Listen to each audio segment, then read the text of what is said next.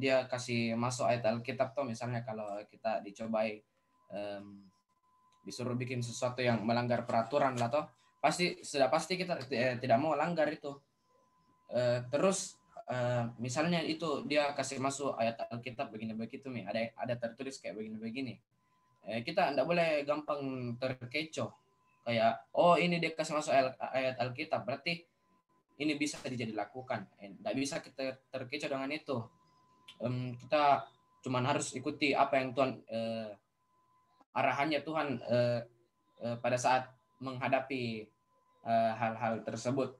Itu yang saya dapat, yang saya renungkan. Thank you Kakak Max. Mantap. Betul Max, mantap.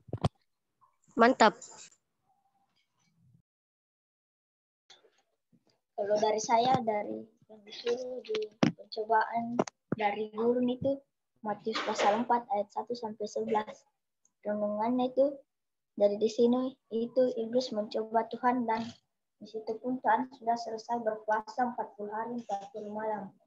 Dan Tuhan Yesus lapar. Lalu iblis datang dan mencobai Tuhan.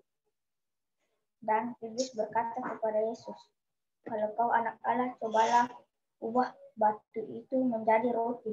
Tapi Tuhan bilang sama iblis, "Manusia hidup bukan dari roti saja, tetapi dari setiap firman yang keluar dari mulut Allah." Lalu iblis membawa Tuhan ke kota suci, dan iblis bilang, "Coba kasih jatuh dirimu." Tuhan bilang sama iblis, "Janganlah engkau mencobai Tuhan Allahmu." Lalu iblis membawa Tuhan Yesus ke gunung yang sangat tinggi, dan iblis memperlihatkan kepada Tuhan kerajaan dunia dan kemegahannya. Iblis berkata, "Kau harus sujud menyembahku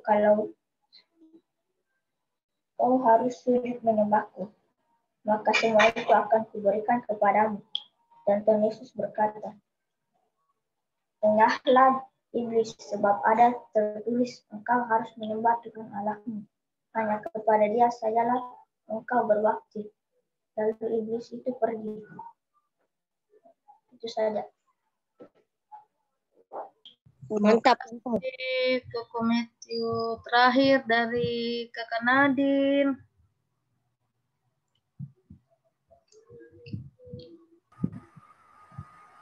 Nadine tidak siap, Ki. Oh, oke deh. Berarti Warriors selesai tahu. Thank you buat semua, Warriors. Sama-sama. Bagus-bagusnya tahu ini Warriors punya renungan. Itu punya tadi bagus juga.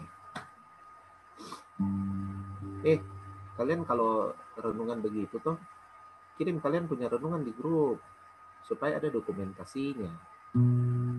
Toh, kirim kok di grup. Nah, mulai sekarang itu kalian punya renungan itu kirim di grup supaya ada dokumentasinya. Maksudnya ada yang dibaca. Gitu. Toh, nah kirimlah. Siap.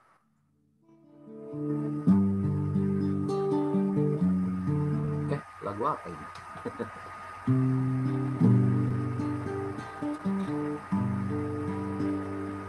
Ini lagu Keluaran 33 ayat 15.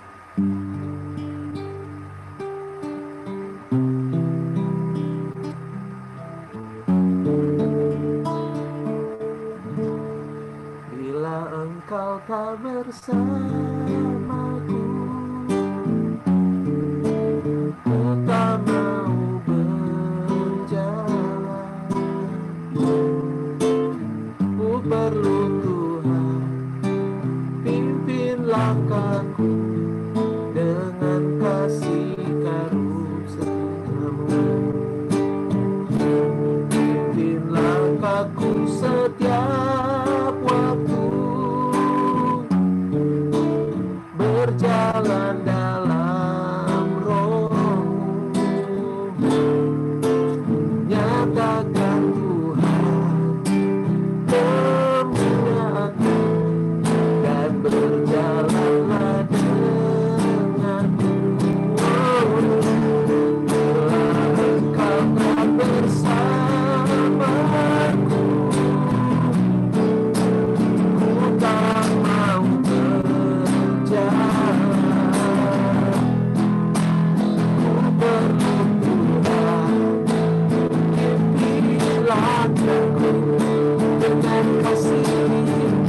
setiapmu, pimpin langkahku setiap waktu,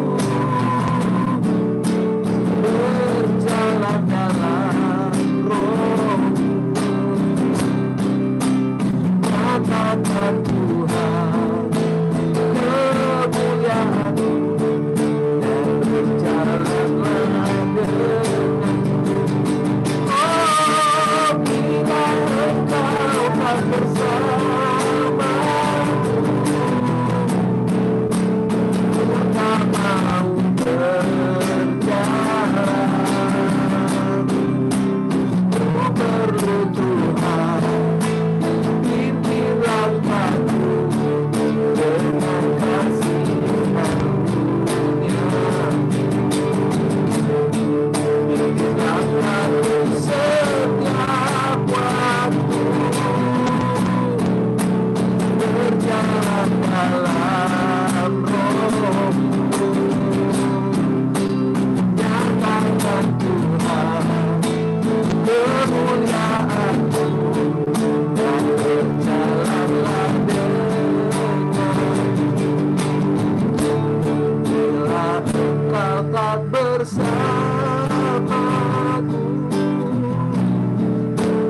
ku tak mau berjalan. Ku perlu Tuhan, pimpin langkahku dengan kasih karunia-Mu.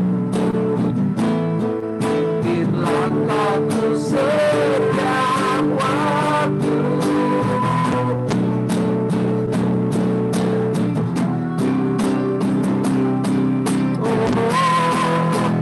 nyatakan Tuhan, dan berjalanlah denganku. Bila Engkau akan besertaku, ku tak mau berjalan. Ku perlu Tuhan, pimpin langkahku dengan kasih Dia-Mu. Pimpin langkahku setiap waktu, jalan dalam roh-Mu. Nyatakan Tuhan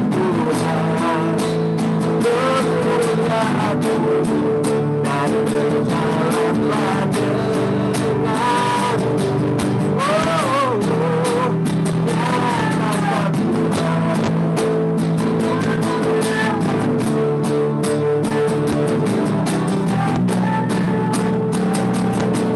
Oh, nyatakan Tuhan kemuliaan-Mu, dan berjalanlah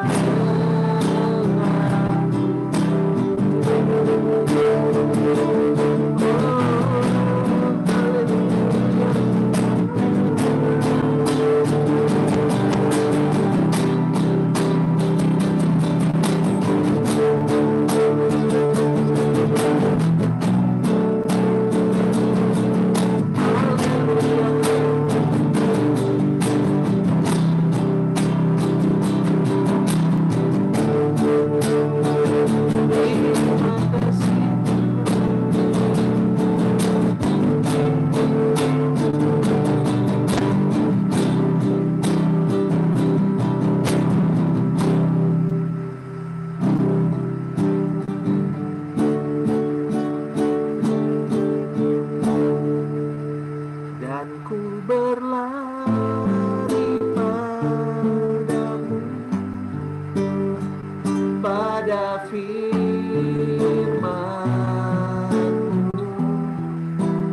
Bukan kuat, bukan gagah, tapi oleh Roh Kudus. Bukan berglora,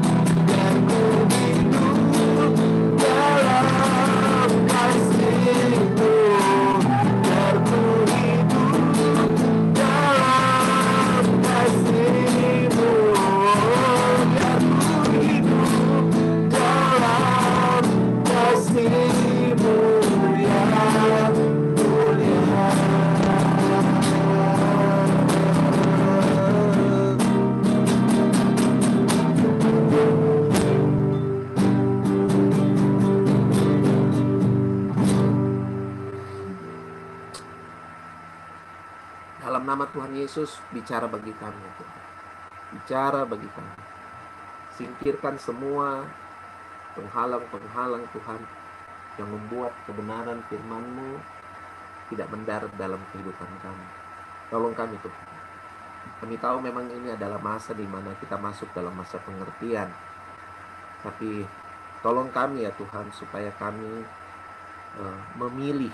Kami memilih untuk tersedia buat benih-Mu itu ditanam dan kemudian bertumbuh dan kemudian berbuah dalam kehidupan kami. Kami selalu make a right choice, Tuhan. Kami selalu memilih yang benar. Tolong kami, kasih kami kemampuan ya Tuhan, karena kami tahu semakin kesini Tuhan, semuanya itu Tuhan benar-benar semakin nyata itu bergantung pada pilihan kami. Pada ibadah-ibadah online seperti ini, kami punya pilihan ya Tuhan untuk lebih pilihan yang lebih nyata Tuhan, untuk mendengar atau tidak mendengar, perhatian atau tidak memperhatikan sama sekali. Tapi biarlah Tuhan, kami selalu memilih untuk Tuhan tidak henti-hentinya menyediakan diri kami untuk kebenaran. Terima kasih Tuhan, dalam nama Tuhan Yesus, haleluya, amin.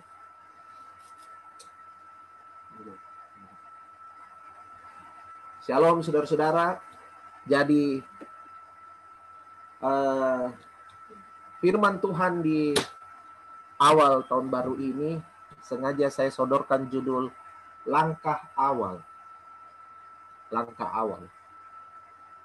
Nah, kenapa langkah awal? Karena langkah awal itu memang monumental, itu langkah awal. Sama seperti kalau kita punya anak waktu dia baru pertama kali berjalan. Kita kalau lihat kita punya anak pertama kali berjalan, wah itu salah satu peristiwa yang sangat luar biasa bagi kita orang tua ya, yang belum punya anak mungkin belum bisa ngerti ini. Walaupun kamu yang mengalami, tapi kan kamu tidak benar-benar ingat itu kejadian itu. Kejadian pertama kali kita jalan, pertama kali kamu mampu berjalan. Bagi orang tua, kejadian di mana anak mereka pertama kali berjalan itu adalah kejadian yang sangat monumental, luar biasa gitu. Itu kita bisa sampai apa ya? Kalau mungkin handphone sudah secanggih sekarang, mungkin kita langsung video call pasangan kita untuk kasih lihat begitu bahwa itu jalan gitu. Itu luar biasa sekali gitu. Saya mulai lihat waktu keponakan lah, masih keponakan karena saya dulu waktu belum menikah, saya juga urus, saya punya keponakan. Dari mereka masih bayi malah, saya juga sudah ikutan nimbrung juga urus itu Adriel. Okay. Jadi waktu Adriel saja ya, waktu Adriel itu berdiri di box, dia berdiri di box, terus dia pegang box, dia pegang itu ujung-ujungnya itu pinggir-pinggirnya itu boxnya, terus kemudian dia mulai jalan, walaupun masih memegang itu, wah kita di rumah heboh, minta ampun gitu, wah dia bisa tahu dia jalan. Baru di situ dia mulai lepas dia punya tangan begitu tuh, walaupun dia masih jatuh lagi, tapi dia jalan. Tapi satu hari tiba-tiba dia bangun pagi. Dia bangun siang, kan dia malam-malam dibawa pulang orang tuanya. Siang-siang dia bangun, tiba-tiba dia bangun, dia sudah berdiri di box, tidak pegang lagi itu pegangannya di box. Dia berdiri sendiri, dia begini-begini. Berdiri dalam waktu yang lama. Wah, kita senangnya minta langsung panggil semua, opa, lihat itu. Wah, dia berdiri. Wah, itu keseruannya kayak gitu. Itu saya belum menikah. Nah, waktu saya sudah menikah, saya lihat Faith berdiri pertama kali juga. Faith punya kejadian berdiri pertama kali juga seperti begitu. Seperti Adriel juga. Dia berdiri pertama kali di box. Dia jalan pertama kali di box. Dia pegangan-pegangan. Kayak begitu juga. Sama dengan Adriel. Kemudian waktu dia jalan di lantai. Waduh. Luar biasanya itu kita lihat. Dia jalan di lantai, kita lihat kasihan dia punya kaki yang masih apa. Kalian kan punya otot-otot itu waktu masih bayi kan, masih lembek-lembek begitu toh. Oh, kalian jalan, waduh itu seru itu, seru. Tapi saya merenung-merenung waktu ingat-ingat itu, saya cuma pikir langkah pertama ya, langkah pertama waktu kita baru tahu jalan. Tapi apa sih yang di-reveal, yang dinyatakan dari peristiwa langkah pertama itu, langkah awal itu? Yang dinyatakan pertama itu adalah bahwa fakta pertama bahwa menunjukkan bahwa kakimu itu sudah kuat untuk menopang tubuhmu. Jadi kakimu itu sudah kuat untuk menopang tubuh. Sudah kuat. Wah, itu fakta yang luar biasa loh. Karena kekuatan kaki untuk menopang tubuh itu sangat esensi. Kalau saudara punya kaki kecil, kasihan. Waduh, Tuhan. Kalau saudara punya kaki kecil, saudara tidak mampu menopang tubuh saudara. Akhirnya oleng begitu. Saudara bisa lihatlah sama orang-orang yang ada orang-orang yang kasihan, mereka punya sakit itu kakinya mereka kecil gitu ya. Kakinya mereka kecil. Itu mereka bahkan tubuh mereka yang kecil sekalipun mereka tidak mampu topang gitu. Tapi bersyukur kalian, waktu kita bisa berjalan, waktu kita bisa berdiri saja, itu menandakan bahwa kaki kita itu sudah sangat kuat untuk menopang tubuh kita. Perlu kekuatan yang luar biasa untuk topang kita punya tubuh ini. Apalagi kalau tubuhnya kita gemuk ya. Kalau kita sudah mulai gemuk, wah itu saya pernah salah urat, di pinggang ini sampai sekarang saya masih bawa. Itu juga salah satunya karena dibilang bahwa saya punya pinggang ke bawah ini tidak punya kemampuan untuk menopang badan karena badan sudah lebih besar gitu. Jadi saya disarankan untuk turunin berat badan gitu. Wah, itu esensi sekali tuh. Kaki bisa waktu kita pertama berdiri dan berjalan itu menunjukkan bahwa kakimu sudah bisa menopang badanmu. Lalu yang kedua adalah langkah awal itu menyatakan buat saya dan saudara bahwa telah terjadi kemampuan untuk menyeimbangkan diri kita. Wah, iya toh? Jadi waktu bayi pertama kali itu berdiri, waktu dia pertama kali berdiri, kemudian dia mulai melangkah, itu menunjukkan kepada semua orang bahwa dia sudah mampu menyeimbangkan dirinya. Jadi sudah tercipta keseimbangan. Sudah tercipta keseimbangan. Langkah awal itu reveal kepada kita bahwa sudah terjadi keseimbangan pada anak tersebut. Sudah terjadi keseimbangan. Tentu hal yang ketiga yang dinyatakan adalah kemampuan berjalannya. Bahwa dengan dia berdiri, berarti dia sudah sedikit lagi punya kemampuan berjalan. Dan kemudian dia berjalan. Itu kemudian hal yang ketiga yang kemudian dinyatakan bahwa dia mampu berjalan. Dia mampu berjalan. Dia mampu berjalan begitu. Nah, itu fakta tentang langkah awal. Jadi, coba pikir-pikirkan dari tiga hal yang saya sodorkan ini. Langkah awal saudara itu menyatakan buat kita bahwa yang pertama, bahwa hidup kita itu sudah ada topangannya. Halo, siapa yang melangkah di tahun 2021 ini tanpa keyakinan itu?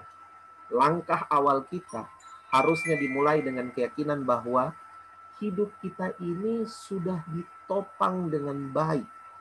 Sudah ditopang dengan ada yang menopang hidup kita.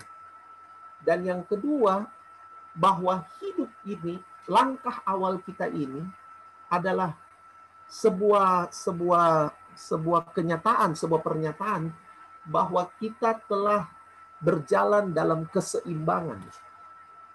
Kita telah memiliki keseimbangan. Keseimbangan antara tubuh, jiwa, dan roh. Kita sudah punya keseimbangan. Tapi langkah yang kemudian yang ketiga adalah kita punya kemampuan untuk berjalan. Berjalan. Coba pikirkan hal ini dalam memasuki tahun yang baru. Tentunya waktu kita memikirkan ketiga hal ini, saya ajak saudara balik lagi ke Keluaran 33 ayat 15. 33 ayat 15. Keluaran 33 ayat 15 bilang apa? Keluaran 33 ayat 15. Musa itu bilang begini. Ini saya selalu takjub sekali baca ayat itu karena itu luar biasa begitu. Jika engkau sendiri tidak membimbing kami, janganlah suruh kami berangkat dari sini. Waduh. Jika bila engkau tak besertaku, ku tak mau berjalan. Ternyata langkah kita itu harus dimulai dengan apa? Harus dimulai dengan kepastian bahwa kita berjalan dengan Dia yang menopang kita. Siapa yang menopang saudara? Ini adalah tahun di mana tahun yang pertama kali Anda tidak bisa punya perencanaan yang detail. Nggak bisa. Dulu, sekalipun kebenaran kita tahu kan? Kebenaran kita tahu bilang begini. Saya cari ayatnya supaya saudara ingat ini ayatnya.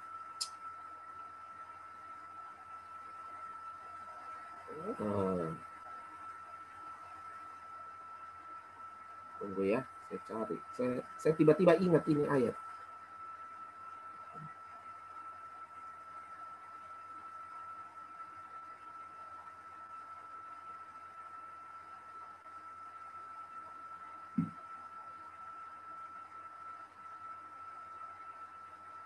Tunggu ya.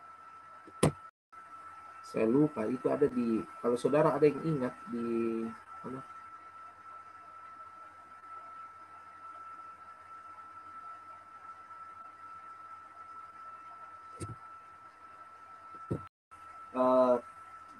Kalau kamu merencanakan sesuatu ini dan itu, kamu harusnya bilang jika Tuhan mengizinkan, gitu. Itu kira-kira bunyi ayatnya kayak begitu. Saya lupa lagi di mana. Yakobus itu kan. Ya, di mana? Di mana Om? Di mana itu Om? Yakobus. Yakobus berapa lagi Om? Yakobus.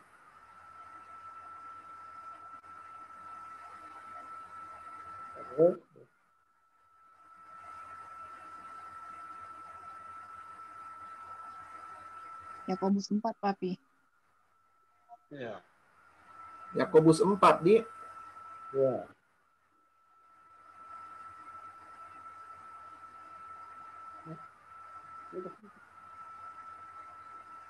Ayat 15. Ya, thank you Om Mike, thank you Kakak Yael. Sebenarnya kamu harus berkata, gitu. Ini dia dari ayat 13 ya, dari ayat 13. Jadi sekarang hai kamu yang berkata, hari ini atau besok kami berangkat ke kota Ano, dan di sana kami akan tinggal setahun dan berdagang serta mendapat untung. Sedang kamu tidak tahu apa yang akan terjadi besok. Apakah arti hidupmu? Hidupmu itu sama seperti uap yang sebentar saja kelihatan lalu lenyap. Sebenarnya kamu harus berkata, jika Tuhan menghendakinya, kami akan berbuat ini dan itu. Nah, ini sebenarnya ayat ini kan sudah lama. Maksudnya kita semua pasti sudah baca ini ayat. Kita semua pasti minimal kita sudah tahu ini ayat. Tapi waktu pergantian tahun, kita jangankan pergantian tahun, waktu kita merencanakan sesuatu, kita jarang sekali, hampir tidak pernah orang-orang itu membudayakan diri mereka di dalam hal yang ditulis oleh Yakobus ini. Tapi inilah tahun yang kita masuki di mana kita memang tidak bisa tidak bisa betul-betul, kita tidak bisa bilang oh saya nanti akan begini. Hampir tidak bisa, bukan tidak bisa sama sekali, hampir nyaris tidak bisa, karena memang kita masuk di dalam tahun yang ya secara garis besar segala sesuatunya masih harus menunggu, banyak yang tidak pasti. Tapi disinilah kita harus bersyukur kepada Tuhan. Justru keadaan ini menstimulasi saya dan saudara untuk kembali kepada prinsip ini, bahwa kita memang harus berjalan bersama Tuhan. Kita harus menyadari bahwa yang menopang hidup kita itu Tuhan. Kita harus menyadari bahwa di dalam kita berjalan bersama Tuhan itu, Tuhan menciptakan keseimbangan di dalam kehidupan saya dan saudara. Nah, yang pertama menyadari bahwa Tuhan yang menopang hidup kita. Langkah awal kita harus disadari dengan hal itu. Saya mau berjalan asal bersama dengan Tuhan. Pastikan semua keputusan-keputusan dalam hidup kita, semua confident kita untuk menghadapi tahun yang baru ini, untuk menghadapi tahun ini, bukan dibangun hanya karena kita sekedar percaya diri saja, enggak. Tapi dibangun oleh karena kita tahu bahwa saya tidak akan berjalan kalau tidak bersama dengan Tuhan. Saudara memastikan untuk selalu mengikut sertakan Tuhan di dalam setiap langkah kehidupan saudara. Ini terdengar seperti nasihat old school begitu, lama, saudara sudah tahu ini, tapi percayalah bahwa situasi dan keadaan yang kita lalui sekarang ini benar-benar mengajarkan kita untuk memang harus punya ketetapan hati seperti itu, bahwa kita wajib berjalan bersama dengan Tuhan. Bahkan Musa memimpin satu bangsa yang besar itu, Musa bilang, kalau kau tidak berjalan bersama kami, kami tidak mau berjalan. Musa saja punya hati yang seperti itu. Nah, kita juga harus punya. Kalau saudara baca Keluaran 33 itu, kemudian di ujung dari kisah Musa berdialog dengan Tuhan itu, di ujungnya adalah Musa meminta kemuliaan Tuhan. Musa meminta pernyataan dari kemuliaan Tuhan. Musa meminta kemuliaan Tuhan itu dinyatakan. Tapi kemudian ini yang menarik. Tuhan itu bilang begini, kamu tidak bisa lihat wajahku. Kalau kamu lihat wajahku, kamu mati. Siapa saja yang melihat wajah Tuhan, dia akan mati. Itu kata Tuhan. Kamu tidak bisa melihat wajahku. Tetapi kamu nanti saya akan lewat. Jadi kamu sembunyi saja. Jadi ceritanya nanti kalian bacalah di Keluaran 33 itu. Nanti kalian sembunyi saja di Musa, kau sembunyi saja di itu, di balik bukit itu. Saya akan lewat. Nanti waktu saya lewat itu, kamu cuma lihat saya punya punggung saja. Kamu kan tidak bisa lihat saya punya muka, toh? Karena kamu lihat saya punya muka, kamu mati. Jadi saya akan lewat di situ. Nanti punggung saya yang kelihatan. Nah, kamu cuma bisa lihat saya punya punggung. Itu kayak apa di? Kalau Kak Jo bilang itu kayak apa? Tuhan bercanda-bercanda begitu sama Musa begitu ya. Kan kau nggak bisa lihat mau ke punggungku pakai. Jadi Tuhan lewat dan Musa lihat punggungnya. Entoh waktu dengan kenyataan yang seperti itu, Alkitab kan tetap mendokumentasikan buat saya dan saudara bahwa Musa itu adalah satu-satunya orang yang berhadapan muka dengan Tuhan. Bahkan kemudian omongan itu keluar dari mulut Tuhan sendiri. Kapan itu? Waktu Tuhan datang, waktu Harun dan Miriam marah sama Musa karena Musa mengawini wanita turunan Kus. Waktu Musa mengawini wanita itu, Harun dan Miriam marah. Lalu mereka bilang, Tuhan kan tidak bicara cuma sama Musa, kita juga nabi. Tuhan juga bicara sama kita. Memangnya cuma sama Musa saja Tuhan bicara. Nah, waktu mereka marah seperti itu, Tuhan datang di antara mereka 3 bersaudara ini, lalu Tuhan mention itu, Tuhan bilang, muka dengan muka aku berbicara dengan hambaku ini. Ternyata buat Tuhan itu, di mata Tuhan itu, Musa itu dianggap sudah berhadapan muka dengan dia. Padahal Tuhan bilang sama Musa, kalau kau lihat wajahku, kamu mati. Kita juga kemudian tahu bahwa waktu Musa turun dari gunung Sinai setelah dia bertemu dengan Tuhan, Israel tidak bisa melihat wajah Musa. Mereka bilang gini, tutup kau itu Musa, kau punya muka, tutup kau mukamu itu. Karena aduh, kau punya muka bercahaya sekali, selubungi kau mukamu. Bahkan kemudian orang Israel bilang, lebih baik kau saja yang pergi menghadap Tuhan. Kami tidak mau karena kami takut menghadap Tuhan. Gitu. Wajah Tuhan. Jadi ternyata kalau dari kisah Keluaran 33 itu, kemuliaan Tuhan itu bicara tentang kemuliaan Tuhan itu mana? Wajahnya. Tapi yang luar biasa di dalam Yohanes pasal 1 dikatakan apa? Di Yohanes pasal 1 dibilang bahwa Tuhan itu wajahnya itu kemudian dipercayakan kepada kita orang percaya. Pertama datang di dalam wujud Yesus Kristus. Jadi waktu Yesus datang ke dunia ini, dia datang sebagai manusia. Untuk pertama kalinya manusia bisa memandang wajah Tuhan tanpa mati. Manusia memandang wajah Tuhan. Makanya itu lagu Mary Did You Know itu lagu yang luar biasa. Saudara tahu ya lagu Mary Did You Know? Mary Did You Know itu diciptakan oleh Michael English. Salah satu bagian lirik dari lagu Mary Did You Know itu, dia bilang begini. Dia bilang, when you kiss your little baby, you kiss the face of God. Oh Mary Did You Know? Waktu kau mencium kau punya bayi itu, kau sebenarnya sedang mencium wajah Tuhan. Itu sesuatu yang luar biasa. Karena apa? Karena zaman dulu Musa saja tidak bisa lihat wajah Tuhan. Tapi Maria itu, dia cium wajah Tuhan. Dan kemudian saudara-saudara, tidak sampai di situ. Ketika Yesus hendak naik ke sorga, bahkan sebelum dia mati, dia janjikan penghibur buat kita. Kemudian dikatakan, kita semua sudah tahu kan kebenaran ini, Kristus berdiam di dalam kita. Kemuliaan Tuhan, bobot ilahi itu berdiam di dalam kita. Roh Kudus itu yang Tante Luna sudah bagi sama kita waktu tanggal 31. Itu berdiam di dalam kita. Itu artinya apa saudara? Kemuliaan Tuhan dipercayakan untuk saya dan saudara.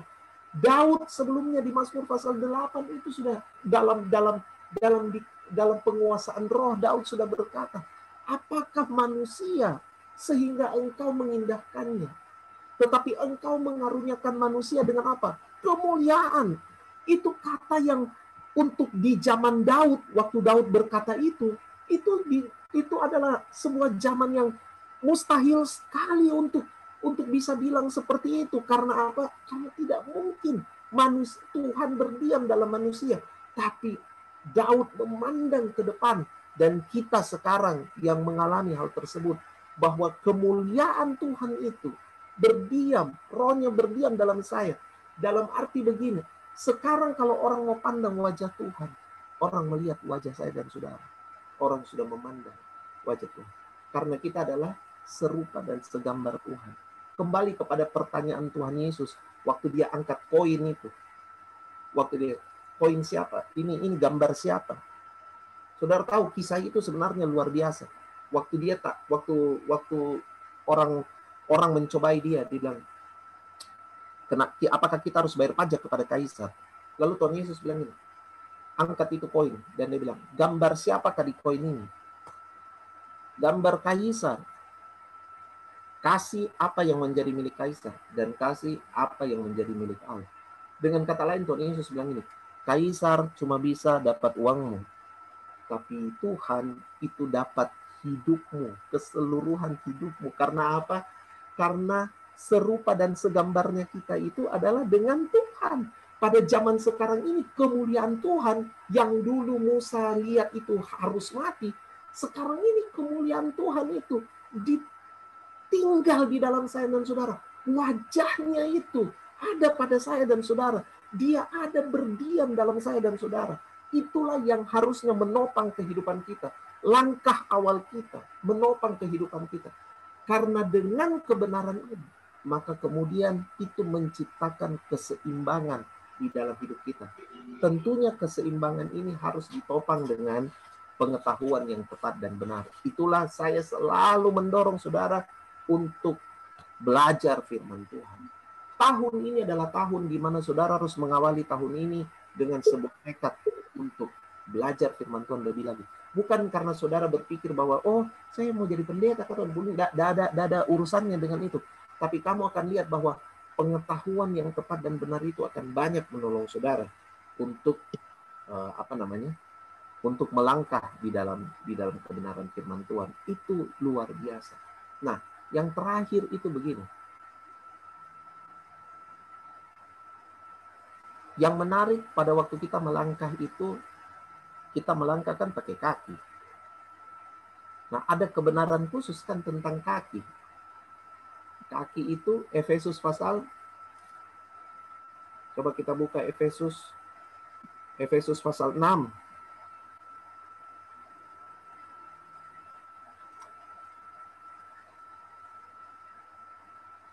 Efesus pasal 6 ayat 15. Efesus pasal 6 ayat 15.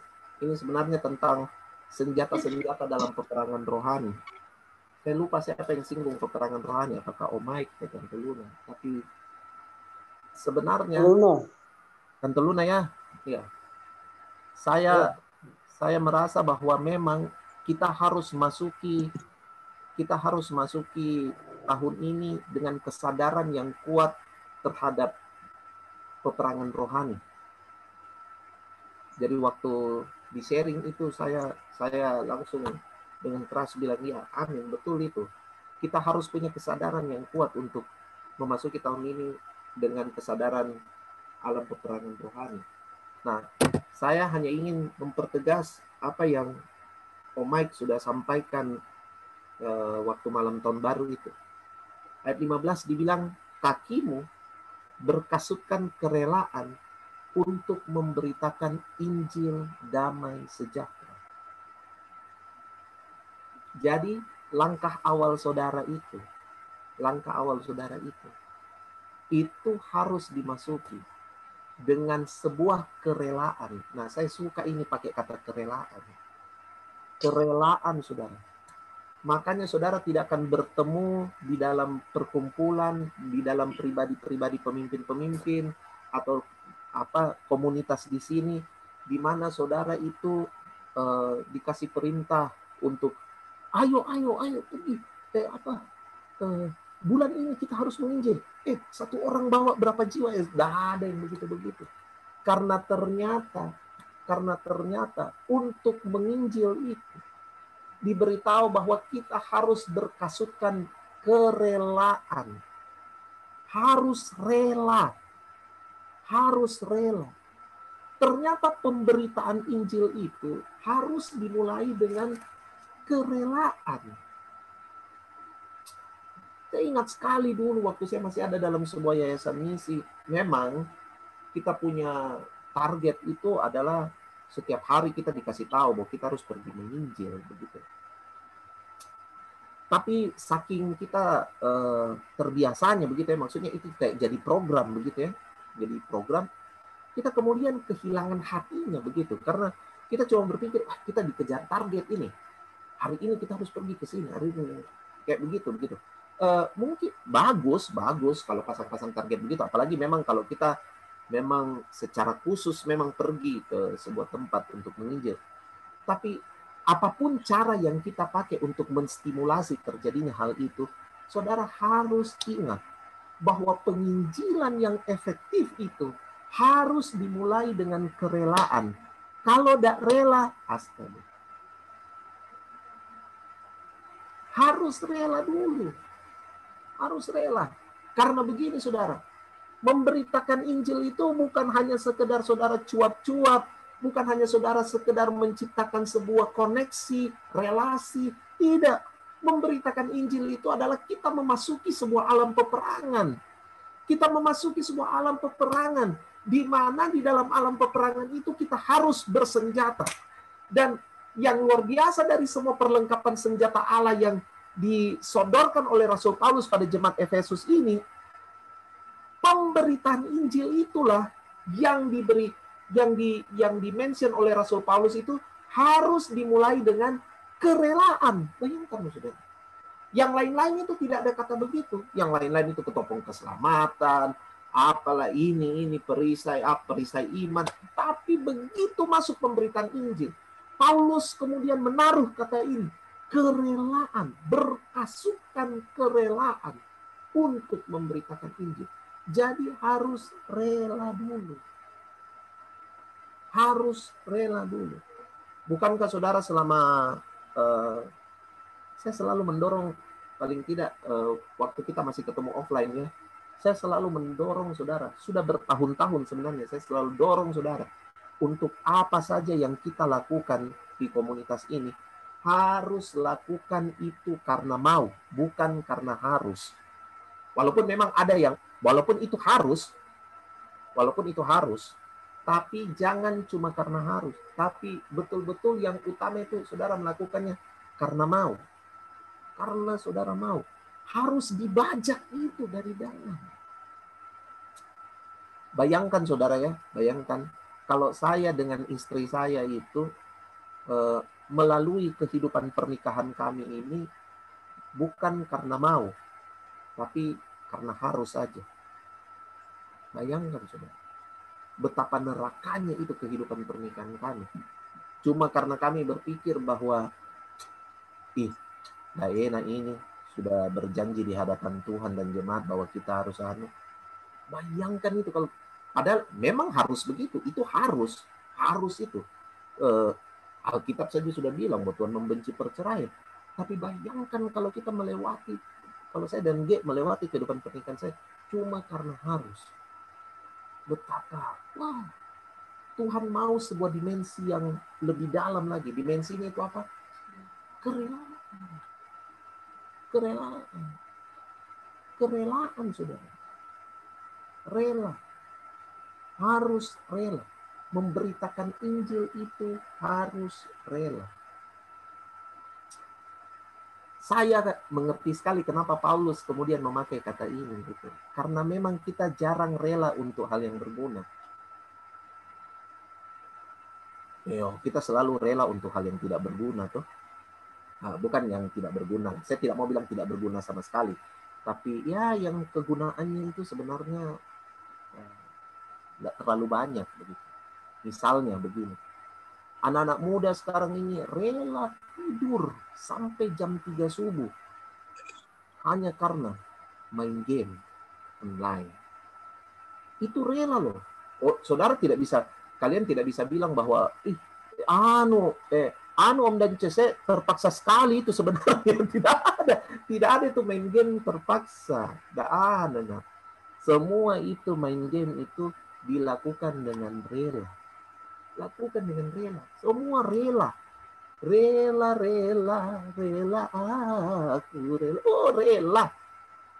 Rela main sampai tiba-tiba atau bunyi masjid. Ayo tiba-tiba sudah bunyi masjid.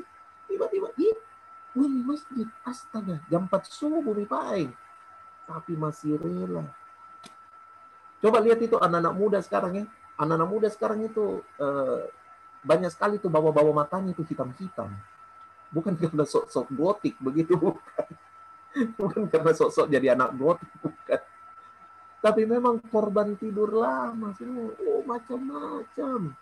Wah. Ada tetangga saya di Primrose itu, dia bilang begini, aduh saya punya anak itu Pak, nggak bisa saya larang. Dia itu tidur ya dari jam 3, jam 4, padahal besoknya sekolah. Untung sekolahnya itu masuknya jam 9, karena online. Aduh Pak, dia itu main game sampai jam, ya kalau saya tahan-tahan itu ya sampai jam 2 gitu. Karena dia bilang dia pertandingan Pak. Aduh saya nggak bisa. Itu kan dilakukan dengan rela. Sudah lakukan dengan rela. Banyak kerelaan. Coba saudara pikirkanlah kerelaan saudara dalam hidup ini. Dan tukarkan semua kerelaan saudara itu dengan memberitakan Injil. Wah. Luar biasa. masuki tahun ini dengan berkasutkan kerelaan memberitakan Injil. Kita ini sudah diwadahi Tuhan sebenarnya untuk memberitakan Injil. Diwadahi dengan begitu luar biasa. Saya percaya kalau ada hadiah yang diberikan oleh tahun 2020 ini adalah kita punya akses tak terbatas untuk memberitakan Injil. Kita punya akses.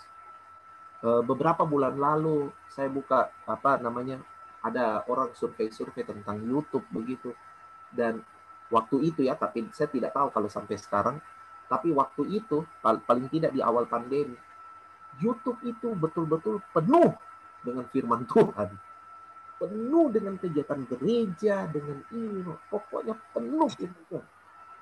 Memang kegiatan agama itu sangat banyak, tapi kegiatan gereja itu amat banyak, penuh dengan firman Tuhan. Saya lihat sisi positifnya. Sisi positifnya adalah, wah, semakin Injil semakin diberitakan. Injil semakin diberitakan. Kita diwadahi begitu luar biasa. Saya lihat di TikTok, saya tidak main TikTok, tapi maksudnya saya lihat di TikToknya Faith. Saya lihat di TikTok, ada banyak anak-anak muda yang pakai TikToknya mereka untuk memberitakan Injil. Mereka beritakan Injil. Mereka pakai TikToknya mereka untuk memberitakan Injil. Di IGTV juga banyak sekali orang yang mulai memberitakan Injil. Mungkin ada juga orang yang berkomentar begini, apalagi kalau Kristen sudah lama ya. Kalau Kristen sudah lama paling berkomentar begini. Netnya saya lihat-lihat yang begini. Ada yang berkomentar seperti itu. Tapi saya cuma melihat bahwa kita sedang dibukakan akses yang begitu luas untuk memberitakan Injil. Pertama, teknologi. Yang kedua, realita hidup, keadaan hidup. Orang begitu mudah, saudara. Orang begitu mudah sekarang kita bicara. Orang begitu mudah. Saya saja kalau di luar begitu ya, kalau ketemu orang, kita bisa relate satu dengan yang lain tentang kesusahan-kesusahan hidup. Saya ngobrol pernah sama tukang ban. Saya ngobrol sama tukang ban. Wah, itu langsung relate sekali. Kita punya pergumulan-pergumulan hidup begitu langsung. Di sekarang begini, kita ini langsung gampang sekali. Tiba-tiba kita bicara kebenaran, mereka senang sekali. Mereka senang sekali. Pak, senangnya saya dengar itu. Pak, bagusnya. Mereka suka. Paling tidak saya ini sudah buktikan begitu di sepanjang masa pandemi ini. Kalau kita mau bersaksi sama orang, itu orang itu seperti menemukan sebuah hubungan begitu untuk bisa gampang sekali begitu. Nah, kita sebenarnya sudah diwadahi dengan situasi dan keadaan ini. Ada teman saya yang jadi nakes dan ada teman saya lagi yang jadi dokter. Mereka juga bilang hal yang sama. Sekarang itu gampang sekali mau lintas agama. Kita bilang begini, waktu mereka ada di rumah sakit, tiba-tiba kita bilang, boleh saya ini Kristen, tapi saya mau berdoa secara agama saya mau berdoa supaya Bapak. Mereka senang sekali, mereka ini karena banyak sekali orang sakit, tidak selalu karena COVID, tapi karena zaman ini semua sakit langsung dicurigai, jadi banyak sekali orang sakit. Jadi mereka bilang, wah, betul itu yang kamu bilang, Kak, betul yang kamu bilang. Orang begitu begitu terhubung sebenarnya sekarang, gampang, mudah terhubung dengan Injil. Yang saya mau katakan pada saudara, mari diri saudara di dalam memberitakan Injil. Merelakan diri saudara dalam memberitakan Injil. Di dalam memberitakan Injil itu yang harus kita relakan. Yang pertama adalah ini, menceritakannya dalam ranah kesaksian hidup. Saudara menceritakannya dalam ranah kesaksian hidup. Kalau menceritakannya dalam ranah kesaksian hidup, itu artinya begini. Saudara harus membangun kesadaran yang kuat bahwa semua kejadian-kejadian dalam kehidupan saudara itu semua punya hubungan dengan rencana dan penyertaan Tuhan. Kenapa kita sering merasa bahwa tidak ada yang saya bisa ceritakan tentang kesaksian hidup gitu, biasa-biasa gitu semua. Itu semua karena apa? Karena kita tidak pernah notice, kita tidak pernah membangun kesadaran bahwa apa kehidupan, musim-musim kehidupan yang kita lewati itu Itu semua kita lewati dengan penyertaan Tuhan, kehadiran Tuhan, ada maksud dan rencana Tuhan di situ. Itu yang membuat kita, saya ingat ceritanya Tante Luna kan, yang Tante Luna tanya Jay begitu. Bagaimana kami bisa itu, terus Jay bilang, tidak, tidak tahu kah? Itu salah satu contoh bagus lah. Salah satu contoh bagus di mana soal penyertaan Tuhan itu bukan tidak terjadi, cuma kita tidak membangun kesadaran bahwa dalam kejadian-kejadian yang kita alami itu ada Tuhan, ada campur tangan Tuhan di dalamnya. Nah, membangun kesadaran akan hal tersebut yang membuat kita bisa menemukan kesaksian-kesaksian kehidupan dalam hidup kita. Dan kesaksian-kesaksian hidup itu harus diceritakan. Bagikan itu ke orang-orang. Itu salah satu cara untuk kita memberitakan Injil. Membagikan, menceritakannya di dalam ranah kesaksian hidup. Yang berarti saudara harus membangun kesadaran bahwa hidup saudara ini, segala sesuatu yang terjadi dalam hidup saudara ini, ada campur tangan Tuhan di dalam. Ada kehendak Tuhan di dalam. Ada penyertaan Tuhan di dalamnya. Itu yang pertama. Nah, yang kedua adalah untuk memberitakan Injil, saudara harus menceritakannya dalam ranah pengetahuan. Ranah pengetahuan ini penting. Semakin hari, semakin kesini, ini penting. Saudara harus mulai belajar firman Tuhan. Ya, walaupun tidak belajar gimana, tapi belajarlah firman Tuhan. Karena ini zaman di mana orang suka meminta pertanggungjawaban dari iman kita. Anak seperti Max saja sudah ditanya-tanya sama tukang ojek, kenapa Tuhanmu begini? Iya toh? Seperti Max saja sudah ditanya-tanya begitu. Apalagi kita. Iya, saya juga sudah mengalami itu. Waktu saya jadi sopir Grab, kalau saya jadi sopir Grab itu, kalau saya ada penumpang-penumpangku yang begitu, mereka suka, waktu mereka tahu bilang, Bapak Kristen. Mereka sudah mulai tanya-tanya. Kenapa itu begini? Kenapa itu begitu? Kita perlu mencerdaskan diri kita di dalam pengetahuan-pengetahuan. Ya, makanya terlepas dari segala kontroversinya, ya saya mengapresiasi lah orang-orang macam Bambang Nursen, macam Kristen Prince, apalah yang mereka membangun menceritakan kebenaran itu dalam ranah pengetahuan mereka, begitu. Ada banyak apologet yang lain begitu, yang mereka juga begitu luar biasa. Ya, kalau mau tanya itu tanya Mike lah, Mike lebih ini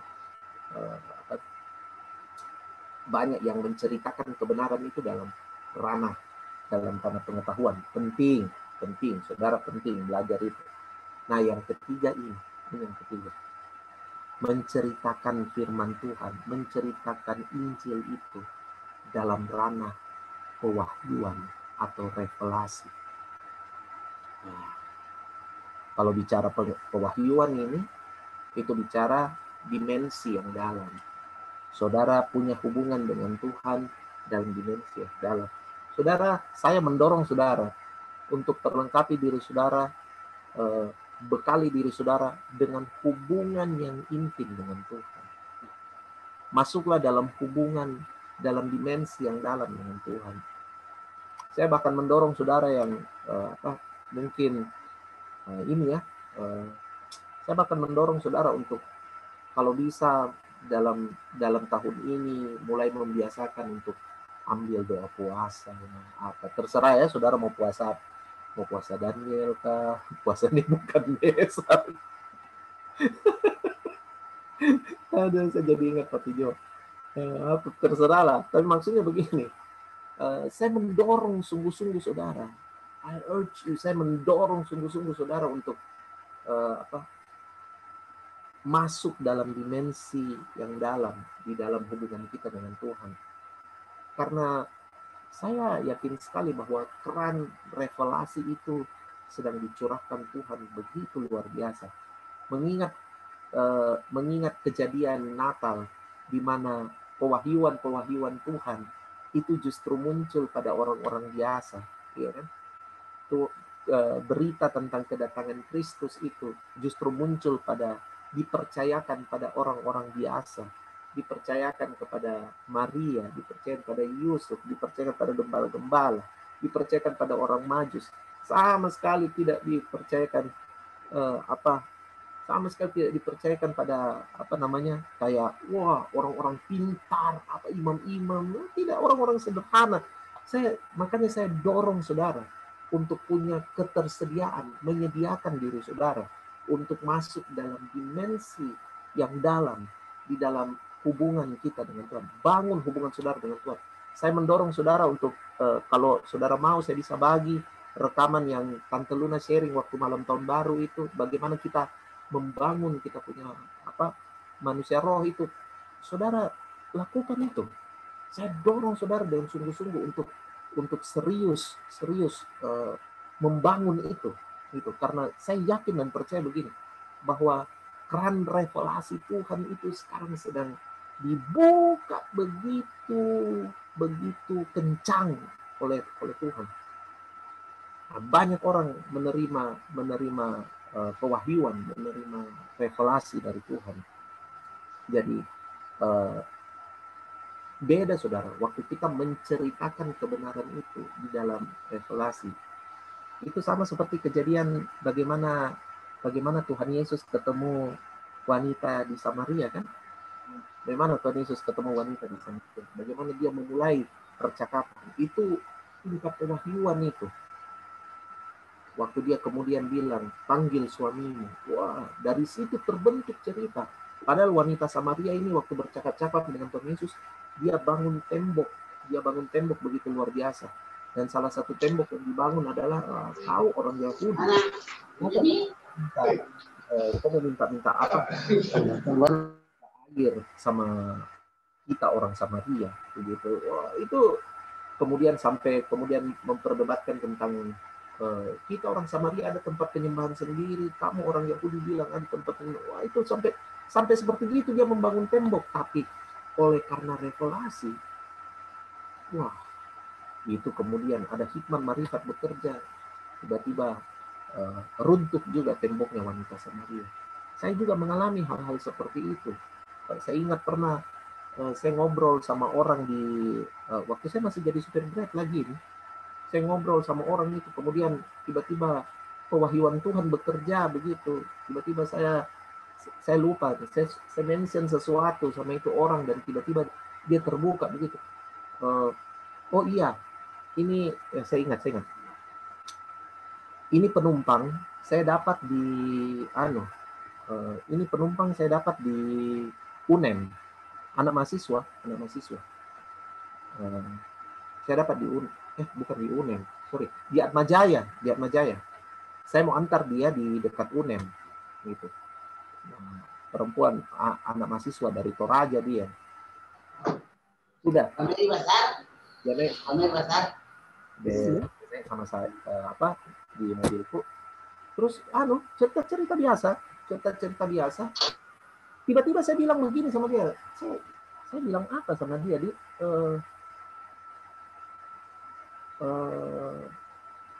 Saya lupa saya bilang apa sama dia. Saya ada singgung soal keluarga begitu. Tiba-tiba itu anak kaget begitu. Terus dia bilang begini sama saya. Pak, kenapa Bapak kayak tahu saya punya keluarga? Saya tidak tahu. Saya tidak tahu saya kok punya keluarga. Saya saja baru kenal kau begitu. Terus dia cerita keluarganya. Dia cerita begini. Saya lupa nih apa kalimat atau kata apa yang saya singgung sama dia sampai dia anggap saya tahu dia punya keluarga. Terus itu anak cerita begini. Dia ternyata punya saudara di Toraja itu menderita kelainan jiwa sampai dipasung sama papa mamanya. Karena papa mamanya sudah tidak mampu tangani, terus juga dibawa ke rumah sakit, maksudnya rumah sakit jiwa begitu, dibawa juga tidak tertangani. Akhirnya ini dia punya kakak ini, kasihan, padahal kakaknya itu cantik, pokoknya bunga desa lah, gitu, bunga kampung lah, gitu. Kakaknya itu sampai dipasung sama orang tuanya di di dalam kamar sendiri dipasung. Apa? Jadi dia bilang sama saya begitu. Nah, ini anak bilang begini. Kakaknya itu waktu itu pernah dinaksir sama ada anaknya anaknya kepala desa atau kepala kampung lah, pokoknya begitu lah gitu tuh. Nah, pokoknya mau dikawini begitu, tapi ini kakaknya tidak mau. Ceritanya mau dijodohin, kakaknya nggak mau. Itu kakaknya lagi gitu, pokoknya kakaknya nggak mau. Kakaknya juga sempat kuliah di Makassar gitu. Nah, kakaknya berkeras tidak mau. Pas Natal kakaknya pulang ke kampung. Begitu sampai di kampung, tiba-tiba dia sakit dan kemudian jadi kayak begitu. Jadi gila. Jadi kayak begitu. Tiba-tiba jadi kayak begitu. Sampai akhirnya berujung pada dia dipasung. Jadi waktu dia cerita itu, dia bilang sama saya, Bapak kayaknya saya punya anu sama dia. Jadi akhirnya saya bilang begini sama dia. Saya bilang, saya doakan kau. Saya tidak bisa pergi ke kampungmu, saya doakan. Jadi saya doakan nih sambil saya menyetir, saya doakan dia. Dan non Yesus, saya doakan kakaknya, begini. Sampai akhirnya dia turun di. Yang saya mau bilang pada saudara adalah, kita tidak tahu bagaimana Tuhan mau pakai kita, tapi minimal begini saudara, sediakan diri saudara untuk Tuhan memakai saudara. Cuma perlu tersedia kok. Ya tentunya untuk tersedia itu tadi. Saudara harus tersedia, bangun hubungan yang lebih erat, lebih intim dengan Tuhan, masuki hubungan dalam dimensi yang terdalam dengan Tuhan, maka saudara akan lihat bagaimana Tuhan bekerja dalam hidupmu. Saya telah menjadi saksi begitu bagaimana sebenarnya memberitakan Injil kalau dalam ranah pewahyuan itu telah membuat telah sedikit meringankan cara kita untuk masuk sama orang begitu. Saya sudah lihat itu. Atau kalian boleh tanya-tanyalah sama Om Mike lah, bagaimana Om Mike sampai bisa masuk ke Desa Salas. Sekarang ini Om Mike ada di Desa Salas itu. Bagaimana dia bangun, itu luar biasa begitu. Jadi yang saya mau bilang sama saudara adalah, mari sediakan diri saudara. Saya akhiri dengan mengutip kata-katanya kakak Yael sebenarnya ini. Ini kata-kata ini nampol sekali di otak saya, nampol sekali di hati saya. Jadi saya akhiri dengan kata-katanya kakak Yael ini yang bilang gini, ability is good, but availability itu yang membuat abilitasnya kita itu dilepaskan, dirilis keluar. Karena apa? Karena ada availability-nya dulu. Jadi tersedia dulu. Sediakan diri saudara, ya, berkasutkan kerelaan untuk memberitakan Injil. Terima kasih, Tuhan Yesus memberkati. Ada chat dari, saya baca dulu, Om. Inilah putuslah dia. Ya, ini ayat bagus sekali. Justru karena itu, kamu harus sungguh-sungguh berusaha untuk menambahkan kepada imanmu kebajikan, dan kepada kebajikan apa? Pengetahuan. Lagi-lagi kata pengetahuan yang dipakai itu adalah epignosis. Apa itu epignosis? Pengetahuan yang tepat dan benar. Itu. Lalu kemudian ada ayat yang Om Oni singgung tadi itu di bawah, dibilang, inilah aku, ini aku, utuslah dia. Harusnya ini aku, utuslah aku. Itu bukan ini aku, utuslah dia. Dia saja yang pergi.